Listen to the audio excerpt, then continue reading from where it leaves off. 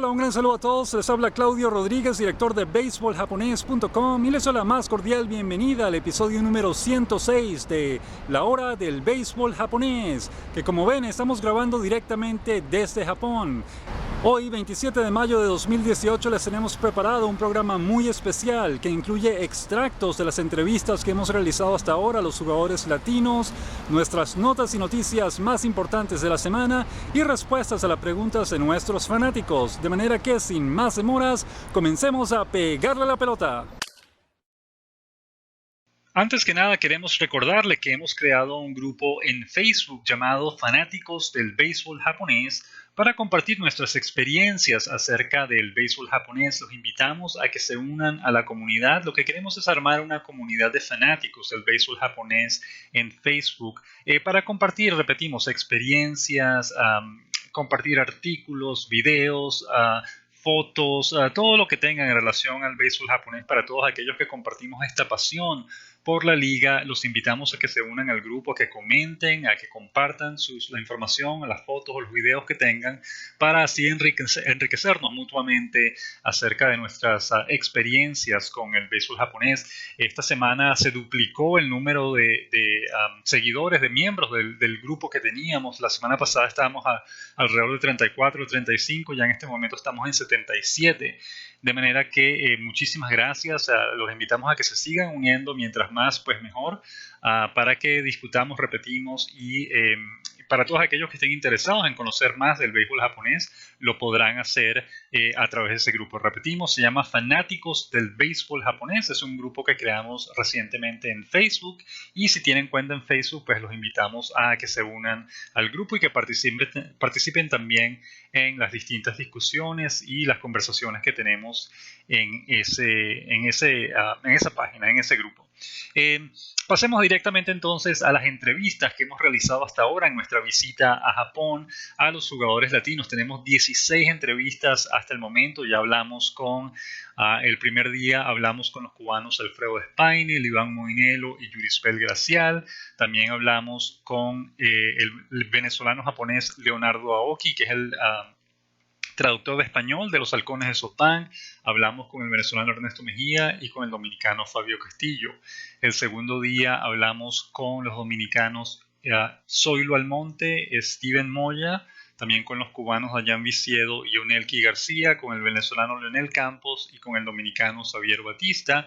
Y en la tercera jornada conversamos con el cubano Alex Guerrero, con los dominicanos William Rosario, Rafael Dolis y Marcos Mateo.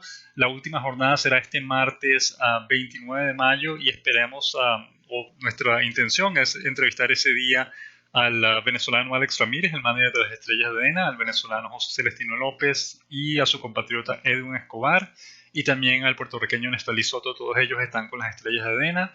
Y en el equipo de Rakuten queremos entrevistar al dominicano Carlos Peguero. Nos interesaría o nos gustaría entrevistar al mexicano Jeffet Amador, pero como está lesionado en este momento no sabemos si tendremos la oportunidad de verlo en el estadio ese día, pero si está, seguramente hablaremos con él. Hasta el momento teníamos casi 100% de éxito en las entrevistas que queríamos realizar. Lamentablemente, ayer sábado, cuando fuimos al estadio Koshien, no pudimos hablar con el dominicano Arquímedes Caminero. Lamentablemente se nos escapó sin poder nosotros presentarnos y decirles que le queríamos hacer una entrevista. Él no estaba al tanto de que estábamos en el estadio y terminó su práctica y entró al clubhouse y nosotros repetimos poder hablar con él. Lamentablemente es la única entrevista que no pudimos hacer, pero el resto hemos podido hablar afortunadamente con todos los peloteros con los que queríamos hablar.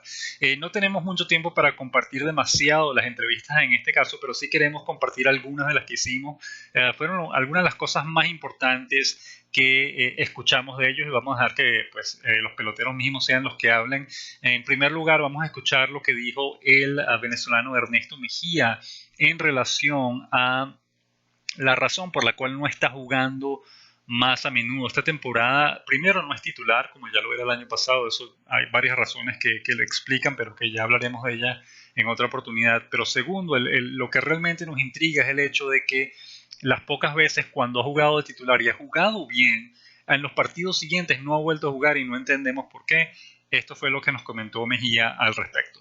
Lo que no entiendo es que a veces juegas, comienza el partido como titular, te va bien, como los dos casos en los que has pegado el jonrón, que jugaste bien esos partidos, el día siguiente no jugaste o fuiste otra vez bateador emergente. Entonces no entiendo por qué si te fue bien el partido, por ejemplo, el primer partido que pegaste el jonrón te fuiste 4-2, jonrón doble, y después no jugaste por los siguientes 3 partidos. Y bueno, pero si le fue bien, ¿por qué no pones otra vez?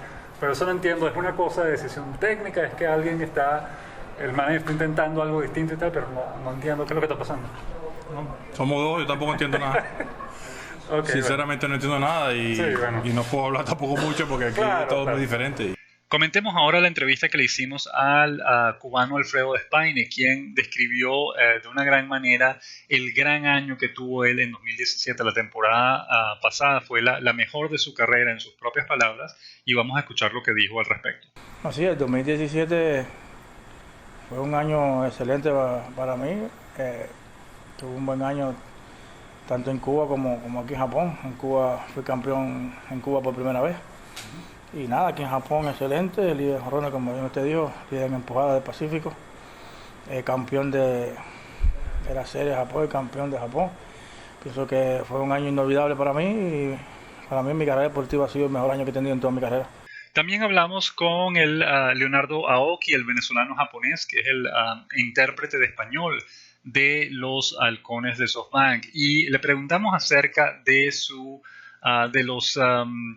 de las dificultades del trabajo que hace, porque traducir del español al japonés no es siempre fácil, especialmente cuando viene un jugador de los que dicen, bueno, tú sabes, gracias a Dios y la Virgen me fue bien en el partido de hoy. Pues obviamente en Japón nadie sabe quién es Dios o la Virgen porque no son católicos, o el porcentaje de católicos en Japón son pues muy limitados, son casi inexistentes. Japón tiene una religión distinta, es decir, es un tipo de palabra y de conversación que no se utiliza a diario en el idioma japonés, y traducir Dios y Virgen en el japonés pues es complicado, y el Leonardo Aoki nos explicó de esta manera qué es lo que hace él en ese tipo de situaciones. Pero bueno, precisamente eso es lo que te quería preguntar, ¿cómo haces tú cuando tienes uno de estos peloteros que te dice, bueno, tú sabes, gracias a Dios y la Virgen todo bien? ¿Cómo traduces eso al japonés? En Japón no hay Dios ni Virgen. No, yo nunca, eso es difícil porque en japonés tú no tienes gracias a Dios. Claro, o sea, esas cosas no se utilizan. No se utilizan, no tienen, hay palabras, pero no se utilizan mucho. Entonces yo trato de no decir eso porque hay muchos tipos de religiones aquí en Japón. Claro. Y debe haber, a lo mejor que a una gente no le caiga bien eso. Claro. Mientras entonces no se entienda, yo trato de buscar otra palabra que sea cerca de eso. Sí, que tenga un significado similar. Exacto, pero no sea exactamente eso. Sí, que no sea exactamente eso. Claro. A lo mejor el inglés un poquito, a lo mejor tiene que decirlo como lo dijo, porque hay más gente que entiende el inglés. Pero español tienes más. Pero el español tengo un poquito más de flexibilidad en esa parte, ¿no? Tuvimos una conversación bien agradable también con el dominicano Steven Moya, que cuando le preguntamos qué se sentía estar en Japón, no solo para jugar béisbol, pero el país en general, cómo le gustaba, él nos contó acerca de su niñez y de las cosas que veía de niño que estaban relacionadas con Japón, y lo muy contento que está ahora de poder ver esas cosas en vivo directamente con sus propios ojos. Vamos a escuchar lo que dijo Moya al respecto. Yo siempre he sido admirador de la cultura japonesa de los animes, que uno siempre lo ve en los países de uno, pero la comida, la disciplina de la gente, el Shinkansen, que es bien rápido, esas cosas son asombrosas. Uno ha escuchado tanto de que uno está allá en los países de uno, y uno llega aquí y uno puede ver todas esas cosas con sus propios ojos. Es maravilloso. También tuvimos una conversación muy agradable con el cubano Onelki García, el lanzador de los Dragones de Chunichi, que ha tenido un debut sensacional hasta ahora en la NPB, y nos contó que parte de ese secreto, parte de ese éxito se debe al manager del equipo, que lo ha ayudado muchísimo en todo lo que ha hecho, y también nos contó que se sintió muy contento de los elogios que ha recibido de sus compañeros por la gran actuación que ha tenido hasta ahora en la liga. Vamos a escuchar lo que dijo García. El manager me ha ayudado mucho desde que llegué aquí de Pintrainer. Él la principal clave que me ha ayudado mucho en la mecánica mía en pichar, me ha cambiado muchas cosas en pichar, y cada vez que le he metido en problemas, él va y me dice cosas, me ha dicho, mira, estás haciendo esto mal, arréglalo, no te incomodes porque te sale del juego. Él me ha apoyado mucho en esa fase y los compañeros míos me felicitaban todos porque fue mi primera vez en mi vida, en mi carrera, que he tirado un 9 innings 0. Sí, nunca me había pasado ni en Estados Unidos, ni en Cuba, ni nada. Y me puse muy contento. Eso es, muchacho, para mí fue como un juego perfecto, pues, que es mi primera vez en mi carrera. Finalmente queríamos compartir también lo que conversamos con el cubano Alex Guerrero, con quien tratamos el tema de la maldición de los Gigantes de Yomiuri. Recuerden, esto es algo que hemos comentado en el pasado, que casi todos los jugadores extranjeros de la NPB que debutaron en la liga con un equipo distinto y les fue bien, y después de eso firmaron para jugar con los Gigantes de Yomiuri, a casi todos ellos les ha ido mal, y por eso es que decimos que hay una maldición con ese equipo, porque a esos jugadores les ha ido bien en otros equipos, pero cuando se han cambiado a Yomiuri les ha ido en ocasiones, en varias ocasiones totalmente mal, les ha ido malísimo una vez que hacen el cambio. Y le comentamos a Alex Guerrero que teníamos el miedo de que eso le sucediera a él también. Y esto fue lo que nos dijo al respecto. Aquí yo me he dado cuenta que los coaches, la dirección, le meten mucha presión de arriba. Entonces esa presión ellos lo infunden a los jugadores. Por un ejemplo, pierden 3 juegos y ya ellos están como que no pueden perder 3 juegos. 3 seguidos. Entonces yo creo que la prensa le exige mucho, los fanáticos en Tokio son muy exigentes, y yo creo que toda esa presión ellos sin darse cuenta la transmiten a los peloteros. Entonces los peloteros quieren hacer lo mejor posible y se presionan también en el momento. Yo creo que esa es la maldición, como dicen nosotros los extranjeros que han debutado en un equipo y al otro año vienen y tienen un mal año. Yo creo que eso me lo dijeron, esa estadística yo la tuve antes de firmar. Esa estadística yo la tuve, pero bueno, tomé el riesgo. Tomé el riesgo y dije, bueno, vamos a prepararme y vamos a ver qué pasa. Esta semana tuvimos varias buenas noticias que queremos destacar. La primera de ellas fue que el cubano Alfredo Despaine llegó finalmente a los 100 jonrones de por vida en la NPB. El viernes conectó su jonrón número 11 de la temporada, y con ese cuadrangular llegó a los 100 de por vida en la NPB. Es el latino número 20 en alcanzar esa cifra, y lo hizo en 5 temporadas. Bueno, esta es su 5ª temporada, está comenzando su 5ª temporada en Japón. Hay que contar también que especialmente las primeras 2, la primera temporada fueron solamente 2 meses que jugó, la segunda jugó como 100 partidos nada más, tuvo varias ausencias por distintas razones. A partir de la tercera y la cuarta sí fueron temporadas completas que podemos mencionar, pero en fin, en su 5ª temporada en Japón llegó a los 100 jonrones de por vida. Repetimos, el latino número 20 en lograr esa cifra en Japón. El cubano con más jonrones de por vida en la NPB sigue siendo Orestes Destrade, que conectó 160 jonrones en 5 temporadas también en la NPB. Además, recuerden, Destrade ganó 3 títulos de jonrones consecutivos entre 1990 y 1992. Es el único latino que ha logrado 3 títulos de jonrones en total, y por supuesto 3 consecutivos, que nadie lo ha hecho, o ningún otro latino lo ha hecho hasta ahora. Para que tengan una referencia, el líder latino de jonrones de todos los tiempos es el venezolano Alex Ramírez, el actual manager de las Estrellas de Dena, que terminó su carrera de 13 temporadas en la NPB con 380 jonrones.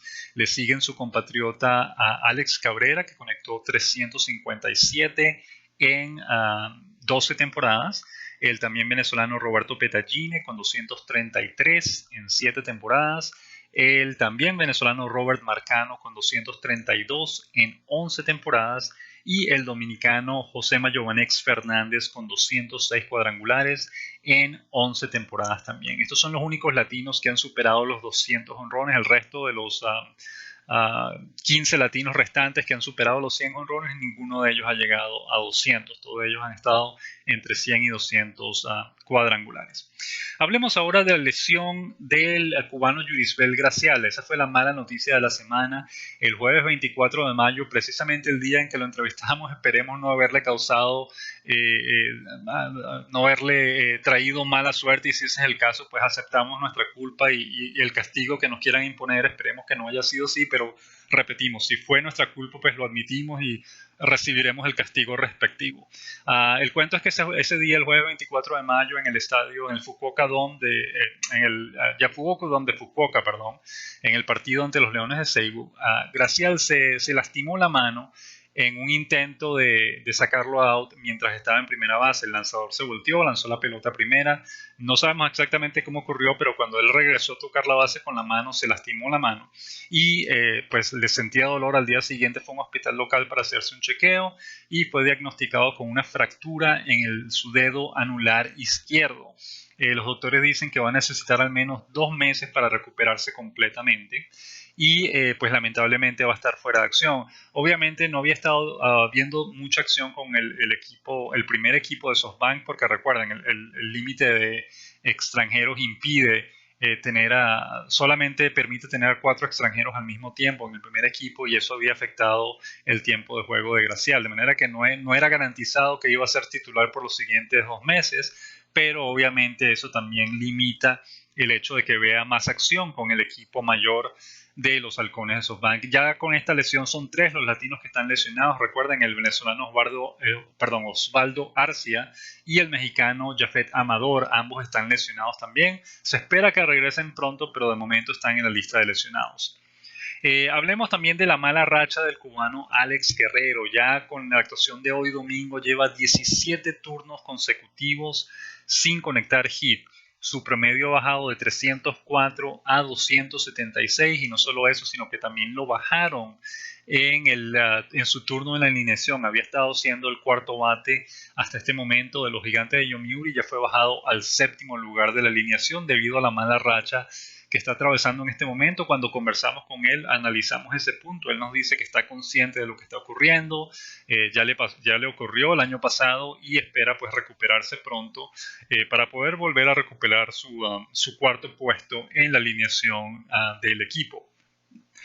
Hablemos también del debut. Tuvimos 2 latinos que debutaron esta semana en la NPB. El primero fue el venezolano Leonel Campos, que debutó el martes 22 de mayo, lanzó un 0 en relevo, aunque no ha vuelto a lanzar desde entonces, pero sí debutó. Él ya había firmado, sabíamos que estaba en el equipo menor, trabajando en el equipo menor de los Carpas de Hiroshima. Tuvo una buena actuación en los entrenamientos primaverales, pero debido al mismo problema que mencionamos antes, la falta de cupo para extranjeros en el equipo mayor, no había podido o no había tenido la oportunidad hasta ahora de debutar en la máxima categoría de la NPB. El cuento es que esta semana sí lo hizo y pues nos alegra que lo haya hecho. Debutó bien, repetimos, permitió un hit, pero no permitió carreras en una entrada de relevo. Esta semana, ayer sábado 26 de mayo, también debutó con el mismo equipo, con los Carpas de Hiroshima, el dominicano Jerónimo François, quien permitió 3 carreras en 4 episodios de labor, cargó con la derrota y dejó su efectividad inicial en 6.75. Esto fue el partido ante los Dragones de Chunichi. Ahora, François sí fue una sorpresa, no lo esperábamos. Él fue promovido esta misma semana desde el programa de desarrollo de jugadores del club. Firmó por 6 años y con un salario anual de $80,000 más bonos por su rendimiento.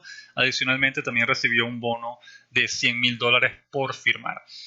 Pues igual nos alegra mucho el debut de François, que junto a Campos eso eleva el número de latinos que han visto acción en la NPB hasta ahora, si mal no recordamos, a 241 en total. Lo vamos a chequear en este momento. Repetimos, Leonel Campos, el venezolano, y Jerónimo François, el dominicano, fueron los 2 latinos que debutaron esta semana. Son 253 latinos hasta ahora que han visto acción en la NPB. El número de dominicanos ascendió, ya les vamos a decir, gracias al debut de François. El número de dominicanos que han pasado por la liga ascendió a 120, y con Campos el número de venezolanos que han pasado por la NPB ascendió a 46. De manera que fantástico, nos alegra mucho tener entonces a 2 nuevos latinos jugando en la liga japonesa en este momento, y les deseamos obviamente la mejor de las suertes y que sigan poniendo en alto pues el nombre de sus países, el nombre de Latinoamérica en general en el béisbol japonés. Finalmente queríamos comentar también, no tuvimos tiempo realmente de seguir los pasos del fenómeno Shohei Ohtani en las grandes ligas. Recuerden, esta semana estuvimos de viaje. El martes en la mañana salimos a rumbo a Japón para llegar acá. Tuvimos un viaje un poco accidentado en términos de actualización de la página, porque cuando hicimos escala en Vancouver, donde teníamos planeado actualizar nuestra página, nuestra computadora pues tuvo problemas y no pudimos hacerlo en ese momento.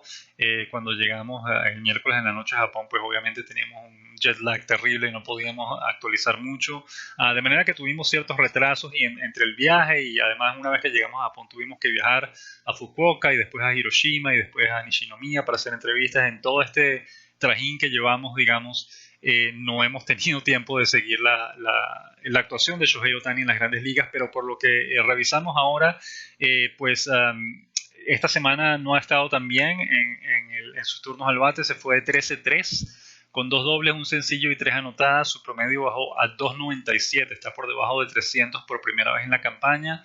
Lamentablemente le cancelaron su apertura de hoy domingo 27 de mayo. Estaba pautado para lanzar hoy en el Yankee Stadium ante Masahiro Tanaka, su compatriota, que es un evento que muchos fanáticos de aquí en Japón estaban esperando. La razón que dieron los angelinos de Los Ángeles para cancelar su apertura es que le están manejando su carga de trabajo, pues no lo quieren cansar demasiado, quieren protegerlo, quieren cuidarlo, y se estima o se espera ahora que su próxima apertura sea este miércoles contra los Tigres de Detroit en Detroit. Esta es la segunda vez que le cancelan una apertura contra Tanaka. Lo iba a hacer hace como 2 o 3 semanas en el estadio, en el Angel Stadium en Los Ángeles, y también ese día le cancelaron la apertura y no pudo hacerlo, de manera que los fanáticos pues siguen esperando que algún día se enfrenten Tanaka y Ohtani sobre el montículo. Ya ocurrirá en algún momento. Y otra cosa importante es que, bueno, Ohtani por primera vez en la temporada jugó en el Yankee Stadium, y como era de esperarse, pues los fanáticos lo abuchearon porque obviamente ellos querían que firmara con Nueva York. Ohtani decidió no hacerlo, pues eso causó mucho resentimiento por parte de los fanáticos e incluso de los medios neoyorquinos que criticaron duramente, lo llamaron gallina, recuerden, y le dijeron que no, lo acusaron de tenerle miedo a la gran manzana, a la gran ciudad. Repetimos, no creemos que se haya tratado de miedo, simplemente se trata de que el equipo de Nueva York no era no era el mejor equipo para Ohtani para estar, y no se trata de tener miedo, se trata un poco de sentirse cómodo en el sitio en el que está, y obviamente el equipo de Nueva York no era el mejor ambiente para él en términos de su proyecto, de poder convertirse en un jugador, en un lanzador abridor y también un bateador designado al mismo tiempo. Pero bueno, en fin, realmente lo bucharon y eso era lo que esperábamos que ocurriera en ese momento. Ya esta semana, cuando regresemos a Canadá, pues continuaremos siguiendo paso a paso la actuación de Shohei Ohtani esta temporada, en su primera temporada en las grandes ligas. Pasemos ahora a la siguiente sección del programa de hoy, las noticias de la semana.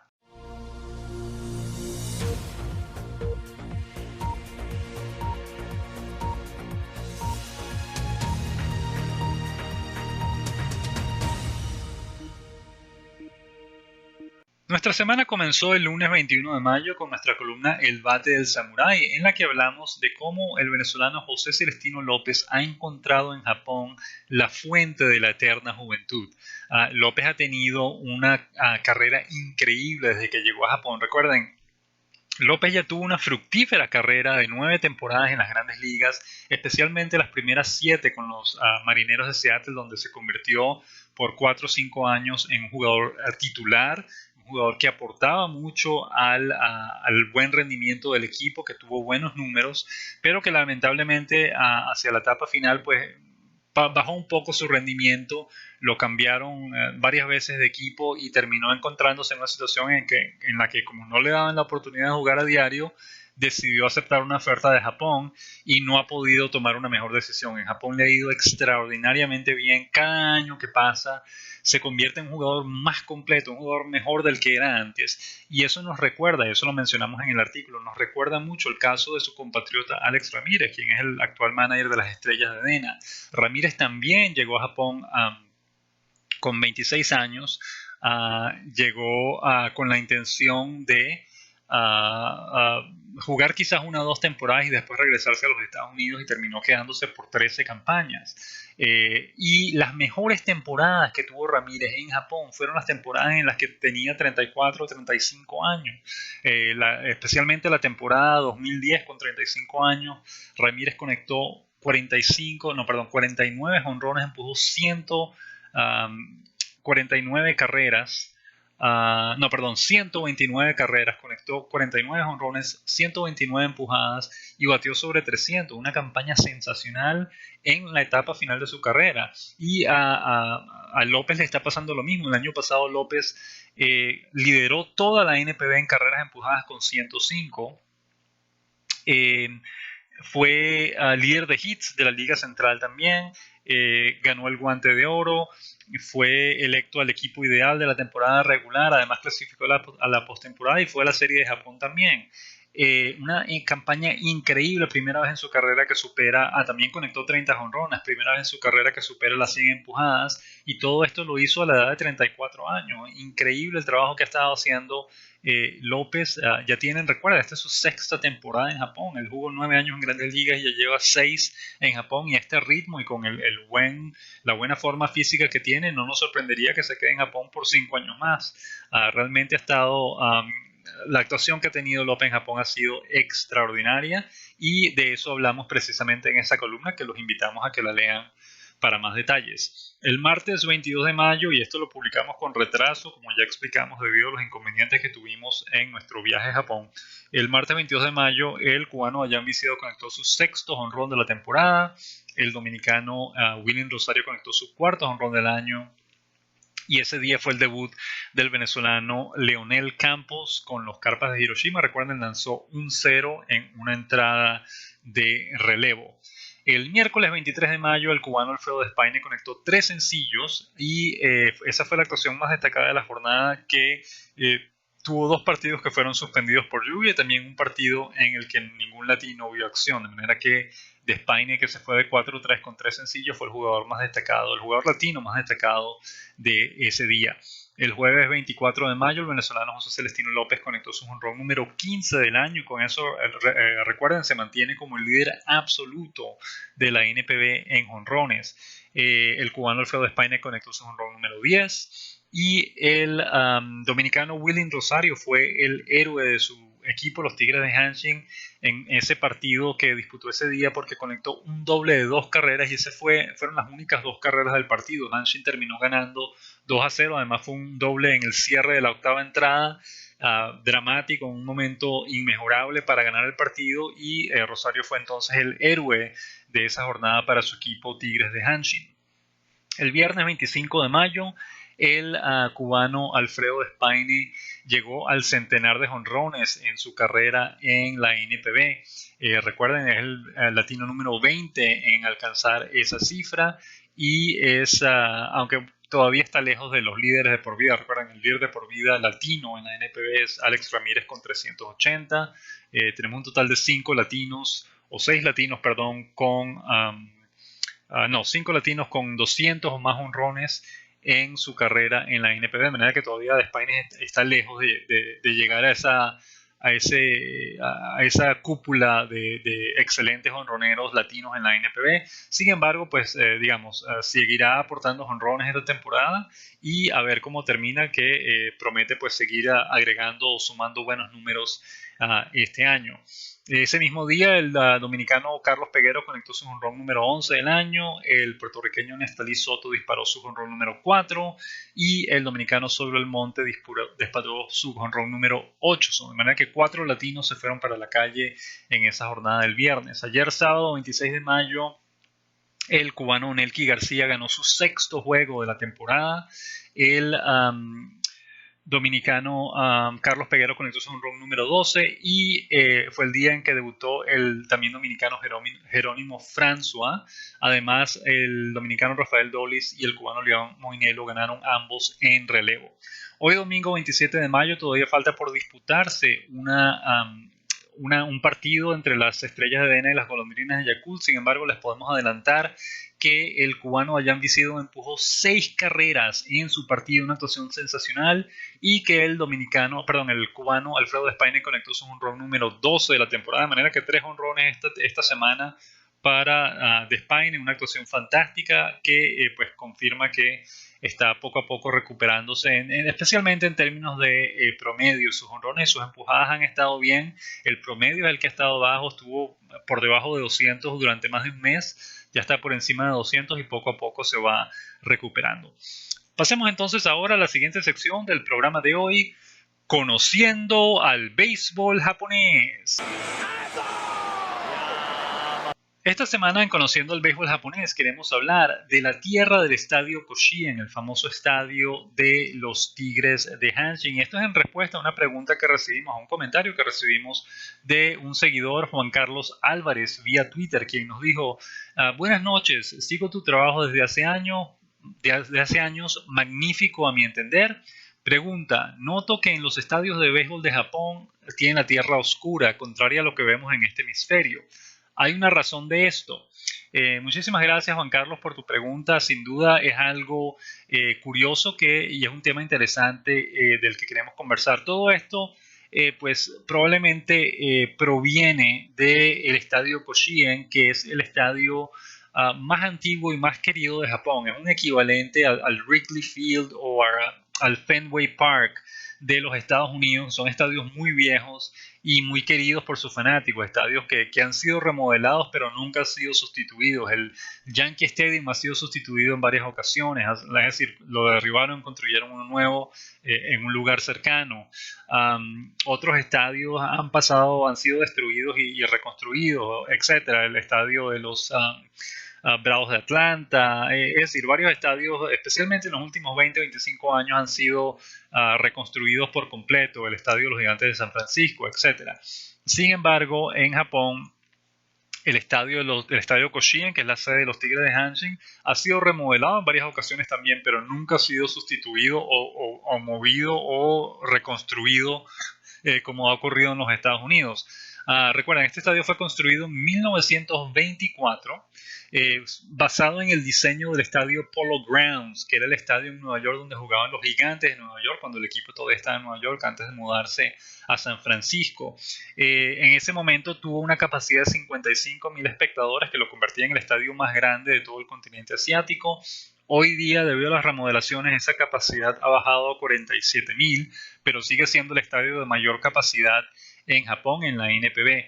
El estadio fue construido específicamente para albergar el torneo anual de escuelas secundarias, que hoy se conoce como el torneo Koshien, porque ese estadio fue construido precisamente para albergarlo, y se hizo tan popular que ahora el torneo tomó el nombre del estadio. Se le conoce popularmente como el torneo Koshien. Y recuerden, los Tigres de Hanshin solo comenzaron a jugar ahí después, porque este torneo de escuelas secundarias comenzó en 1915, en 1924 se construyó el estadio para albergar el torneo, y solamente en 1936 fue que se creó la primera liga profesional de béisbol de Japón con los Tigres de Hanshin, que se llamaban Tigres de Osaka en aquel momento.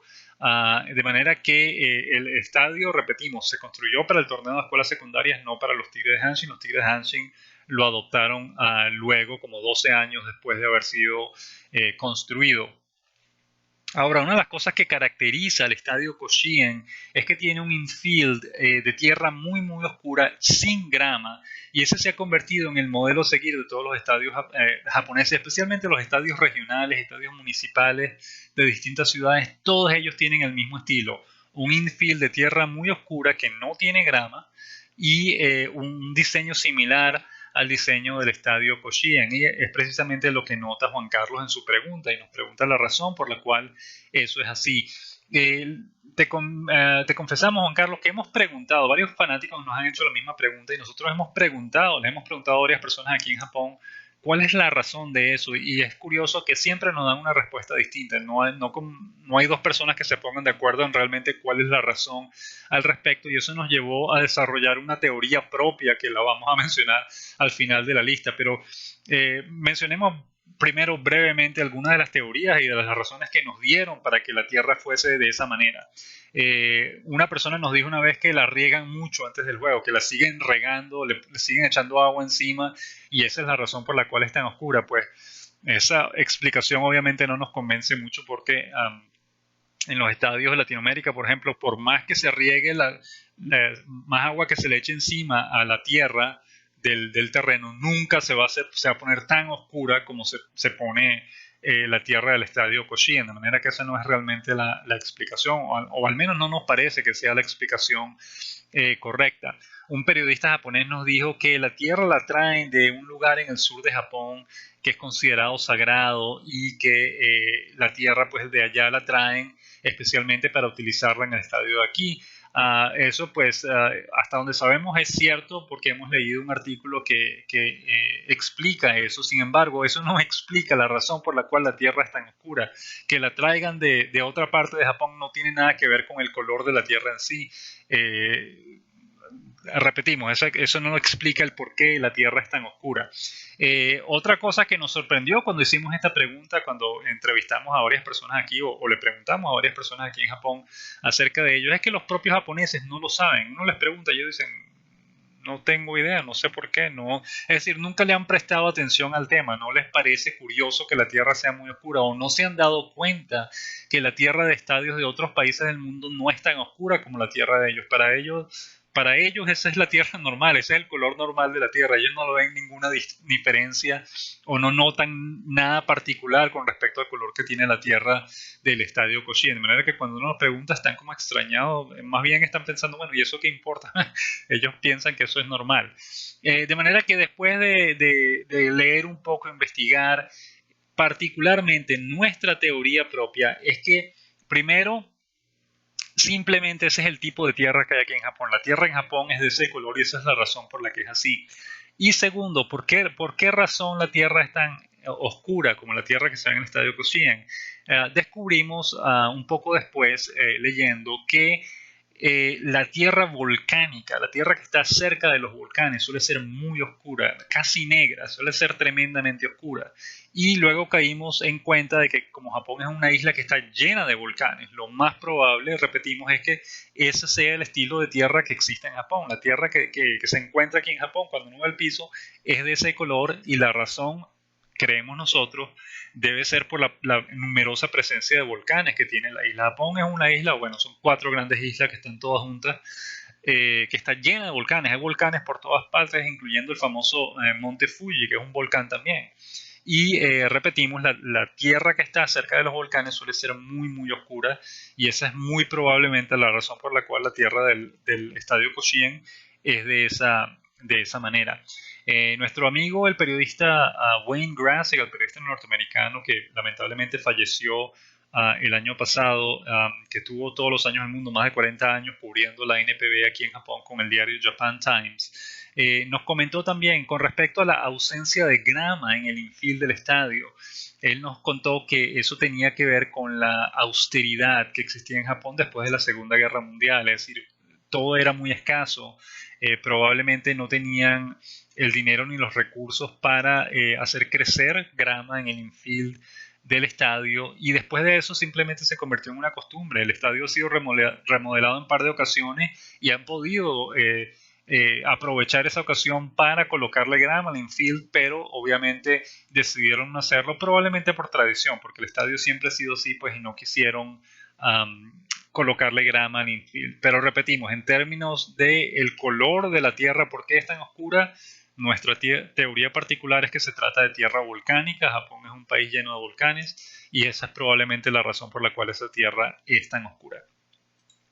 Pasemos entonces ahora a la sección final del programa de hoy, las preguntas de la semana.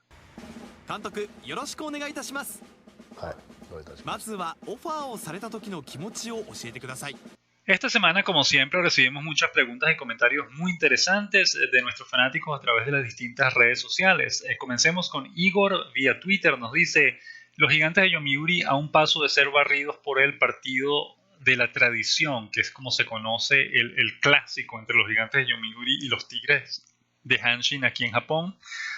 el partido de la tradición de la NPB. Estos dos equipos acaparan un tercio de todos los aficionados del béisbol japonés según una detallada encuesta. Su rivalidad es notoria e intensa. Yo soy anti-Kyojin, nos dice Igor. Kyojin es la palabra japonesa para gigantes, de manera que es anti-gigante Igor. Pues no creo que seas el único, Igor. Hay mucha gente en Japón a los que no les gustan los gigantes de Yomiuri. Y de hecho me parece que en los últimos años la fanaticada de los equipos, de otros equipos de la NPB ha crecido y eso me parece muy bueno. Cada equipo tiene su propia fanaticada.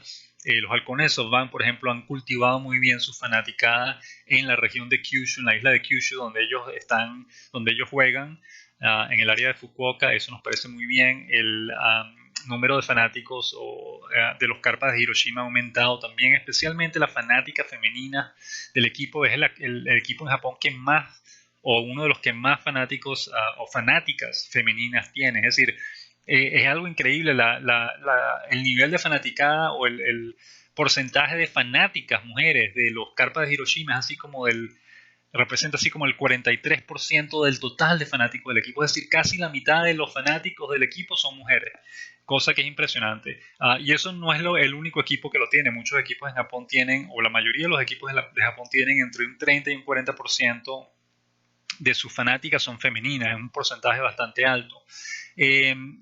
También leímos una encuesta hace no mucho en la que mencionaba que las estrellas de DeNA habían superado en el área de Kanto, que es el área donde está Tokio, habían superado ya al número de fanáticos de los gigantes de Yomiuri en esa área. Es decir, los gigantes de Yomiuri siguen siendo el equipo más popular en todo el país de Japón, especialmente en las regiones aisladas donde no se ve béisbol directamente. Pues los fanáticos de esa área siguen siguiendo a los gigantes de Yomiuri, o prefieren a los gigantes de Yomiuri como su equipo favorito. Sin embargo, en la capital, en su propia área donde ellos juegan, los fanáticos de las estrellas de DeNA son más en este momento que los fanáticos de los gigantes de Yomiuri. De manera que no eres el único, Igor, no eres el único anti-Kyojin que existe en Japón.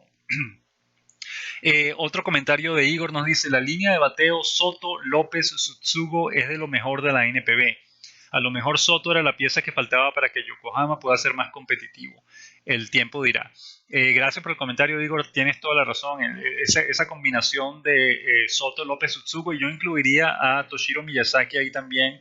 Es una alineación, una combinación extraordinaria. Son 4 buenos bateadores, están produciendo muy bien. Y esta temporada, pues ese equipo promete, de manera que estaremos siguiendo de cerca todo lo que hagan las estrellas de DeNA esta temporada. Finalmente, Igor también nos comenta, y te agradecemos el comentario de Igor. Dice: Iniesta, el jugador de fútbol, nuevo jugador del equipo Vissel Kobe de la J-League, la liga japonesa de fútbol, está en el Tokyo Dome para asistir al partido entre los Águilas de Rakuten y los Búfalos de Orix. Rakuten es también patrocinador del equipo de Vissel Kobe. Andrés Iniesta, pues recuerdan, el jugador del Barcelona que ya dejó el equipo y va a terminar su carrera ahora en Japón con el Vissel Kobe. Pues fantástico. También vimos a Iniesta no solo visitando el Tokyo Dome para ver el partido, sino que además estaba en compañía de Mikitani. Se nos olvidó el primer nombre. Mikitani es el dueño de la corporación Rakuten. Rakuten es como una versión japonesa de Amazon. Es una página por internet a través de la cual se pueden comprar muchas cosas. Y Mikitani es uno de los hombres más ricos de Japón. Es un señor joven, educado en los Estados Unidos, que tiene una mentalidad muy de negocios. Y fue el que obviamente convenció, el que negoció para traer a Iniesta a Japón, a la liga japonesa. Y pues lo estaba acompañando para presentarle pues el Tokyo Dome, llevarle un partido de béisbol. Y recuerden, como ya dijo Igor, Rakuten también es patrocinante del equipo Vissel Kobe. Kenny García vía Twitter nos dice: sí que se come rico y barato por esos lares. Esto es en relación a un comentario acerca de una foto que compartimos de una de las comidas, uno de los platos que hemos disfrutado aquí en Japón. Pues tienes toda la razón, Kenny, eso es cierto. Aquí se come rico y barato. Es increíble la calidad de la comida y lo muy barata que es en comparación a otros países del mundo. Lo bien que se come aquí en Japón. Montoya vía Twitter dice: ese es el mismo Alex Guerrero que estaba con los Dodgers. Eso es correcto, Montoya. Ya su segunda temporada de Guerrero en Japón. Recuerda, el año pasado él debutó con los Dragones de Chunichi y fue líder jonronero de la Liga Central con 35. La cuenta Me Gusta el Béisbol vía Twitter dice, o nos pregunta con respecto a aquella foto que compartimos de una comida en Japón, nos pregunta, ¿eso es Yayoi-ken, es el nombre de un restaurante? Y nos dice, me encanta porque es barato y es muy sabroso, y puedes tener lo que llaman refills en inglés, que es decir, uno puede repetir tanto como quiera en términos de arroz. Es decir, uno le dan la comida y si uno quiere más arroz, uno puede pararse y tomar más arroz para continuar comiendo. Y después nos pregunta, por cierto, ¿puedes sabes utilizar los palillos para comer?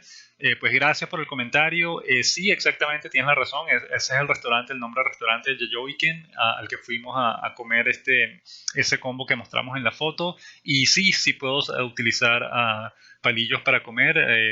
Es algo, pues, el año que pasé en China estudiando, pues me ayudó a convertirme en un maestro del uso de los chopsticks, de los palillos para comer.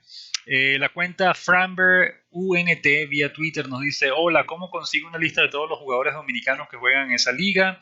Está en nuestra página baseballjaponés.com, en la sección jugadores, donde dice jugadores históricos. Ahí tenemos una lista cronológica de todos los jugadores latinos que han visto acción en la NPB, y también tenemos una lista por países en la que puedes ver todos los dominicanos que han jugado en la NPB hasta el día de hoy. Baudilio Avendaño vía Twitter nos dice, saludos de Valera, Venezuela. ¿Ya debutó el paisano Leonel Campos con el equipo grande? Sí, Baudilio debutó el martes 22 de mayo, lanzó un 0 en relevo, permitió un hit pero no permitió carreras. Lamentablemente no ha vuelto a lanzar desde entonces, pero sí debutó ya en la máxima categoría de la NPB. Rolando Fermín vía Twitter dice, el niño, para muchos el mejor jugador que jamás pisó un estadio de Grandes Ligas. Está hablando de Omar Linares, una foto que compartimos de él hace poco. Pues caramba, no queremos meternos en esa discusión, Rolando, porque va a haber muchos candidatos a ese título del el mejor jugador que jamás pisó un estadio de Grandes Ligas. Martín Dihigo, por mencionar a otro cubano, Haruo, Shigeo Nagashima, Héctor Espino, si mal no recordamos, un jugador mexicano sensacional que tuvo unos números increíbles en su carrera. Es decir, hay varios candidatos para ese título, el mejor jugador que jamás pisó un estadio de Grandes Ligas. Matilde, que es una japonesa que habla español, nos dice vía Twitter, ay, qué bonita sorpresa que vengan a Japón. Espero que hagan una entrevista a Zoilo Almonte de los Dragones, que es el bateador, el líder bate de la Liga Central. Gracias, Matilde, por el comentario. Ya entrevistamos a Zoilo Almonte, de hecho, y estaremos compartiendo el audio de esa entrevista más adelante, no en este programa, pero lo compartiremos probablemente en el podcast de la semana que viene. Tuvimos una muy amena conversación con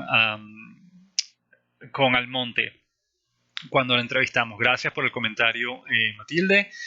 Luego nos dice Edrix Artiaga vía Twitter, por si acaso ese Cleto es entrenador de receptores y catcher de ligas menores de Colorado.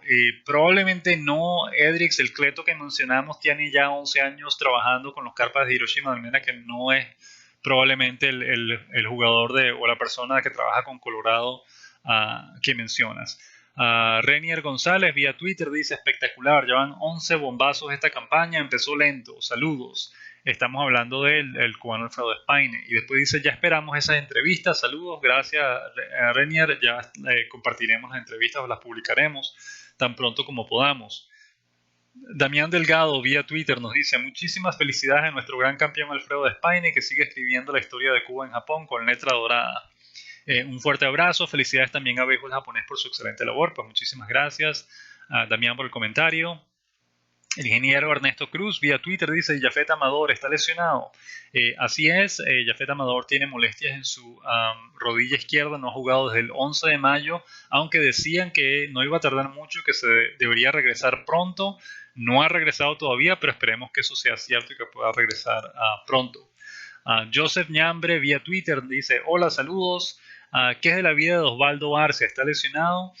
Sí, Joseph, Osvaldo Arce también se lesionó. Lamentablemente no tenemos detalles de la lesión. Sabemos que no ha jugado desde el 10 de mayo, pero esperemos que regrese pronto a jugar con los luchadores Nippon Ham.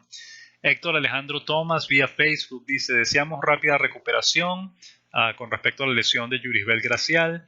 José Luis López, a través de la sección de comentarios de beisboljaponés.com de nuestra página, nos dice: buenas tardes, Jafet Amador ya lo corrieron, lo bajaron, está lesionado. ¿Qué pasa con él? Gracias y un saludo. José Luis, como mencionamos anteriormente, Amador tiene molestias en su rodilla izquierda, ha estado fuera de acción desde el 11 de mayo, pero dicen que va a regresar pronto. Todavía no lo ha hecho, pero esperemos que lo haga pronto. Dylan Soriano, a través de YouTube, la sección de comentarios de nuestros videos en YouTube, dice: la historia que lleva ese estadio es meramente impresionante. Estamos hablando del estadio Koshien, un video corto que compartimos del estadio. Muchísimas gracias por el comentario, Dylan. Luis Vargas, a través de la sección de comentarios de iVoox, que es una de las páginas en las que publicamos este podcast, nos dice: los pitchers japoneses, por lo que escuché, son más aguerridos y bravos que los pitchers de las grandes ligas. Este domingo lo demostró Shohei Ohtani lanzando 7 entradas y 2 tercios y ponchando a 9. Seguro que tendría mucho seguimiento acá el béisbol japonés. Gracias, Luis, por el comentario.